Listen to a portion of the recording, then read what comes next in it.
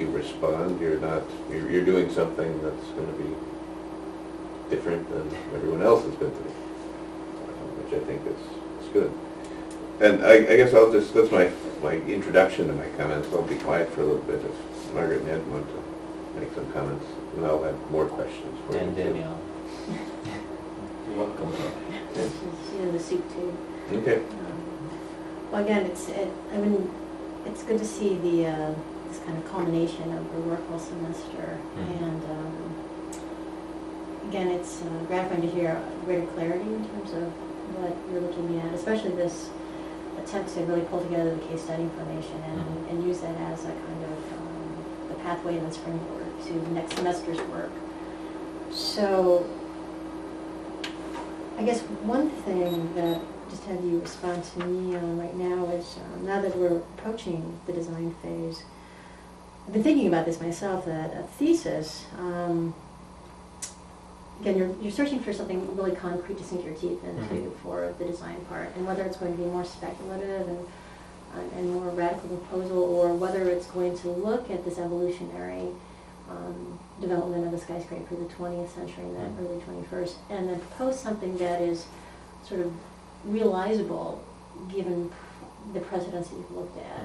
And I know Evolo is also in there, so it seems like this might be somewhere in between perhaps, but do you have a sense of what you think you would like to seize upon in terms of your design project, something that you can achieve certain completeness with, or is it going to there's the relationships specifically. I mean, as Ralph was mentioning, like, well, who do you select and why? And I mean, the nice part is in terms of actually designing a building that is focused on relationships and connecting them. I mean, it starts limiting it to just three options. Who's using it, how do we connect them, and then what does that look like? And from that, we can actually start taking some real concrete tests from the design. I mean, that's the nice part about the design. It offers finally the ability to test all of these different things that we're talking about. We've got a nice rough general idea, but until we start actually identifying specific people, users, and then specifically how to link them. I mean, we've got a rough idea with all the research that have been done, but until I come up with something new and wacky, it's just going to remain as conjecture, which is kind of the nice part about taking design as the, the brother, the cousin, the way to actually do all this, which is exciting.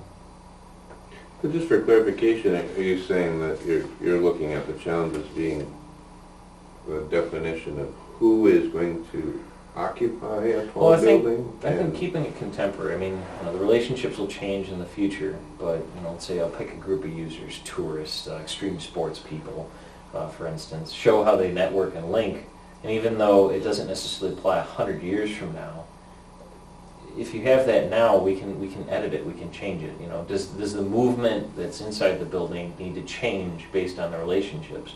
I mean, if we have, let's say these extreme bikers that come in, all we need is ramps. We don't need anything that's a physical, tangible movement. We don't need elevators anymore, let's say. But again, just for clarification, so when you're talking about who is using this vertical skyscraper, it's all about who is inside the skyscraper. And then when you say the relationships between these people, it's the relationships between the people inside of the skyscraper? Is that what you're saying? Yeah, I'll go with that. And ecology as well. I mean, the whole concept of natural environment has been removed so much from this discussion until Ken Yang, who comes up with a real neat idea of, hey, just because we destroyed what's there originally doesn't mean that we don't have opportunities now. The skyscraper, because it has 100, 200 different times the original site footprint, even if we use 3 of those different levels as green space or natural ecologies, we've already tripled the amount of natural ecology that could even be contained on the site originally. So we have even more greater opportunities to, let's say, give back. Now, is that a perfect solution? No. I mean, how do people that are in the building relate with butterflies or something big, birds? I mean, how do we start linking these together? I mean, they're very specific in terms of their own internal relationships, but then in terms of working together, there's a lot of sensitivity that needs to be addressed. Well, I think also, maybe, I'm not sure if I'm picking up on a thread that Ralph is introducing or going off in a different direction, but when you talk about relationships, I think the relationship between the building, the occupants of the building, and the larger urban context is also very important. I think last time when you and Margaret and I met, there was discussion about that idea of, recreating the city within Skyscraper. And I would really caution you about that, because then it does become the sort of autonomous fortress, and at that point there's no need for it to be in the urban environment. It is the urban environment, and you can put it in the middle of a cornfield somewhere, and it has the same role. So think about that. But also one thing that I'd like to kind of put out there as you start to move into the design phase is that even if they are not hard and fast, I think you have to have some objectives here. Yeah. To say, this is what I'm working towards, be it performance, be it a certain diversity of relationships within the building. I think you have to start with some targets, even if they initially are somewhat soft. Mm-hmm. Otherwise, it could just become this sort of continually iterative process without any real measure of success along the way.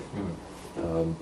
One of the things I keep coming back to is in your part of your introductory discussion, you talked about the blackout scenario, and the idea of this facility as something that potentially serves a larger civic function because it can keep going and provide a base regardless of what's happening around it. Mm.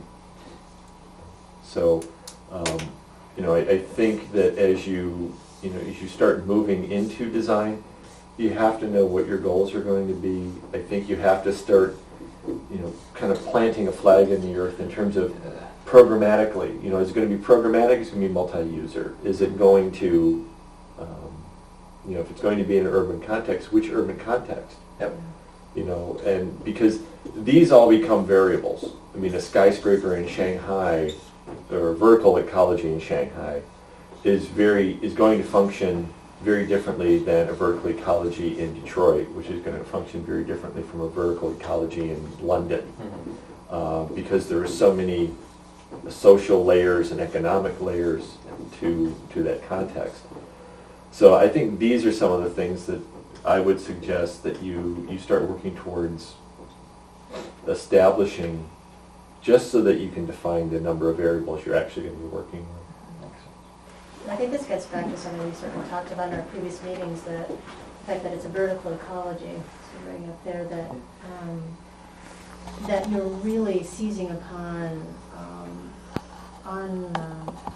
maybe as yet under exploited or unappreciated opportunities presented by verticality. I know that I've said before that what I would like to see coming out of this is a new appreciation for the tall building as something that is not just sort of historically part of our dense urban city environments, but something that is going to be essential for their beneficial functioning as we go into the future. Yes.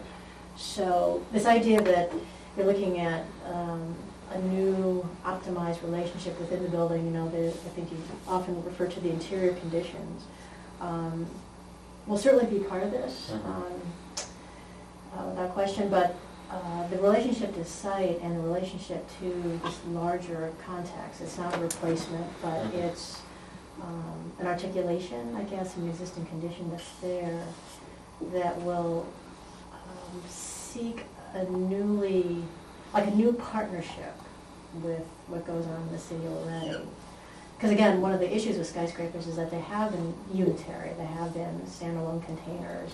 Whether or not they feature amenities or attractions that could bring people in, there's still a kind of separateness to them or an exclusivity historically. So, and through your analysis of the historical oscillations, you've seen a loosening up of the program to say, okay, we're no longer such a fortress-like standoff, privileged environment anymore, but something that really seeks to have this robust circulation network in it that brings you up through and around and back down. And I think your interest in looking at the formal issues of that, I think touches on that for sure.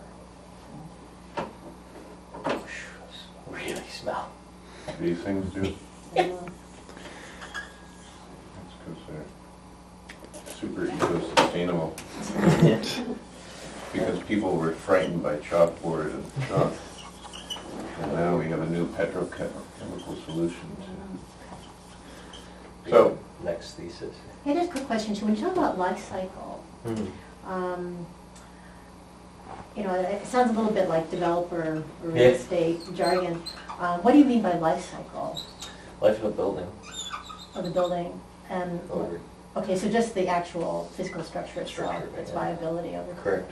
You're talking about like the quantity of years that it lasts, right? In theory, yeah. Basically. I mean, you know, the structure, I was surprised to find out, it's incredibly, let's say, sustainable. I mean, they designed the structure to last a lot longer, obviously, than, say, the cladding systems, the flooring, and even though, you know, that can change and evolve.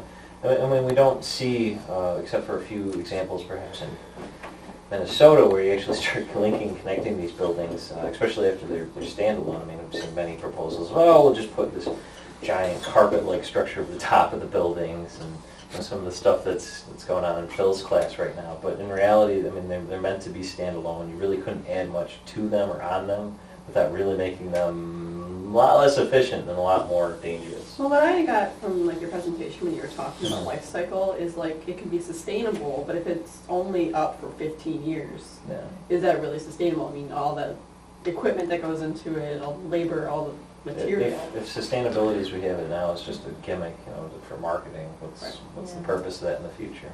Well, I think the reason I bring it up because life cycle also suggests to me, I guess, the ability for this structure to entertain evolving uses.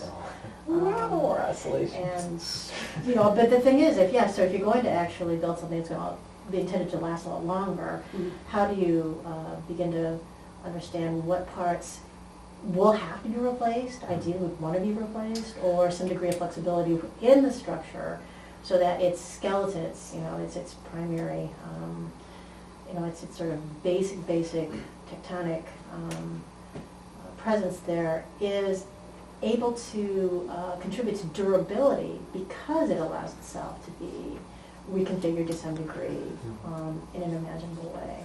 So, because the life cycle is also about people and their needs, right? It's not just about the building or how it's going to last. Well, and like, you know, what Ralph has done up there, I think in that last note that you put up there, closed loop, now we're really talking cradle to cradle rather than life cycle, sort of life recycling. And I hate to use parentheses when I talk, but I think that's really kind of where you're getting at, is the idea that this building begins anew, and maybe even some of the components that are swapped out, if need be, maybe have a further life, a re-imaged life beyond that. Yeah. Do we plan that from the beginning, though, or is it something that can kind of come in? I mean, that's one thing I've always seen as a complaint from this whole concept of planning for death in these buildings, is that, you know, they come up with this idea, oh, we'll just reuse the brick and the steel. I mean, the steel is understandable and quick, but the other materials, it just seems like, landfill. Well, I think you at least need to be able, excuse me, trying to be cinematographer and talking head at the same time. I think you need to be able to accommodate the possibilities of this. Yeah. I think the fallacy is that we, in 2011, can fully define what the opportunities and needs will be in 2013. Yeah. I mean, we're to a point now that it's, I mean, can we safely guess what's going to be required in 2015? Yeah. But, you know, I think it's part of this discussion of where do we go next? Because that the graphic that you showed, as you talked about the oscillations, really was about breaking the oscillation and saying, okay, now we're going to completely redefine this direction. Well, you have to be able to anticipate in a certain way where that new oscillation will spin off. Yeah. So here's my take on where that new oscillation is going to be, because I think if I don't misunderstand what you're saying, you're suggesting that part of the oscillation is dealing with single-use programs or multi-use programs, and that's bouncing back and forth. I'm not sure if the evidence bears that out. I mean, I haven't read the books that you've read. I don't know the resources you're citing. But I think one thing that's been lacking is the sense of how the vertical tower begins to become a closed-loop system rather than a kind of open-ended system that really is sucking life from other organisms, other resources, as opposed to giving back some life. And I think internal programming, and I just offer this as my own perspective in response to what you've outlined, I think reorganizing human programs within a vertical skyscraper is ultimately just a red herring. It's not addressing the role of the future role of the skyscraper. We know that every building can accommodate multiple human functions, multiple human programs, and whether it's singular functioning buildings or multi-functioning buildings, multi-program buildings, I think doesn't really address the fundamental role that something as large and imposing as a skyscraper needs to address. I think the real kind of lever to re-envisioning the skyscraper, as you've touched upon, but haven't delved into, has to do with energy. I like the fiction about the last skyscraper glowing in Manhattan when the lights go out. And even though it may be overly extreme, I think that is a better goal or objective to aspire to than getting radical Mountain Dew drinking mountain bikers inhabiting a skyscraper. Now, I'm just trying to do a little math here, which is to put things in relationship, ideas into relationship. Why am I leaving out a bunch of letters? Personally, I think you really have to come up with some explicit definitions, and they have to be a singular definition, but some good definitions of what vertical ecology is. Because it's not just, I think again, you need to define what kind of ecology you're talking about, what organisms, environment are you talking about, and they should be different than the standard organisms and environment that usually come into play for regular buildings. I think if you're talking about vertical, to me, it means that it's not horizontal. And what is and this is just prompted by your images and your words, gravity is playing a much different role. That's why you can't turn a street vertically, because there's gravity. Now, if you take away the gravity, maybe you can still have something like a street, but it will never be a street, right? Because it's totally dependent on gravity and extended horizontally. That's how you get life on the street. But you can't get life in an elevator shaft because no one can defy gravity. Now, that might be something to consider for design, like how do you bring a different kind of life to the elevator, and actually some buildings put elevators on the outside of the building, so you actually do have a connection to the city. But maybe that becomes one of your mandates for this new vision of the vertical ecology, is that all elevators must be on the outside of buildings because that's the only way in which you could kind of connect to some other reality. But maybe there's some other way of dealing with the elevator. So the elevator as a design question within the vertical ecology is one of many questions that you can address in the spring semester.